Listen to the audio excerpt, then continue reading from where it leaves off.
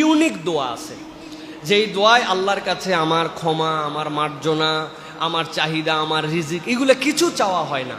কিন্তু এই দোয়ায় আল্লাহর কাছে এমন কিছু চাওয়া হয় যে আল্লাহ এত খুশি হন, নবী করিম সাল্লাল্লাহু আলাইহি ওয়াসাল্লাম সাহাবায়ে কেরামকে আল্লাহর পক্ষ থেকে জেনে এই দোয়া শিখাইছেন। সুবহানাল্লাহ। নবীজি বলছেন, তোমরা আল্লাহর কাছে বলো, আল্লাহুম্মা জাআলনি লাকা যাক্কারা, হে আল্লাহ আপনি আমাকে আপনার অধিক জিকিরকারী বান্দাদের মধ্যে অন্তর্ভুক্ত করে নেন। লাকা শাক্কারা, আল্লাহ কেবল শুকরিয়াকারী নয়, যে অনেক শুকরিয়া করে আপনার সন্তুষ্ট হয়ে গেছে তার মধ্যে অন্তর্ভুক্ত করে নেন।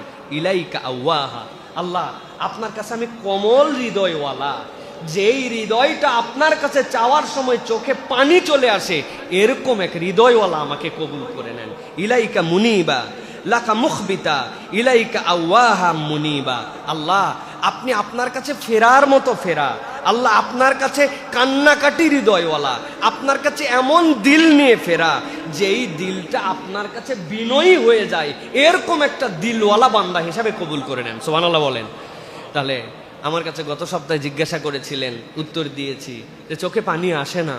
চোখে পানি আসার জন্য 4টা কৌশলের কথা বলেছিলাম, যে আল্লাহ রাব্বুল আলামিনের কাছে নিবেদিত বান্দা হতে হবে, তেলাওয়াতে তাদাব্বুর থাকতে হবে, আল্লাহ রাব্বুল আলামিনের কাছে আমি যেন ক্ষমা কেবল মুখ দিয়ে না চাই, দিল থেকে চাই, সেই রকম মন মানসিকতা নিয়ে যেতে হবে। আল্লাহ আমাকে তুমি কান্নার যোগ্যতা দাও, সেই যোগ্যতা আল্লাহর কাছে চাইতে হবে। কিন্তু পড়তে পড়তে দেখলাম নবী করিম সাল্লাল্লাহু আলাইহি ওয়াসাল্লাম আমাদেরকে দোয়াটাও শিখাইছেন। আসেন এই দোয়াটা আমরা নিজেরা শিখি, মুখস্থ করি এবং শেখার জন্য চেষ্টা করি। বলেন তো, আল্লাহুম্মা জাআলনি